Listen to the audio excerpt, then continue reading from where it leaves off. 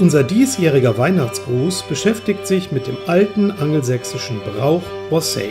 Dieser Ausruf bedeutet so viel wie „Mögest du gesund sein“. Die Angelsachsen waren Vorfahren der Engländer und feierten die Sonnenwende, indem sie singend und mit viel Getöse und Alkohol bewaffnet durch die Obstgärten zogen. Der Krach diente einmal dazu, böse Geister zu vertreiben, aber sollte auch gute Geister anlocken, damit die Obstbäume im nächsten Jahr wieder reiche Ernte brachten.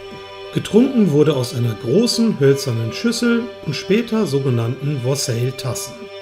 Wassail, wassail, all over the top, of toast it is made, all ale it is grown, all it is made of the white maple tree, with the wassailing on will ring to thee.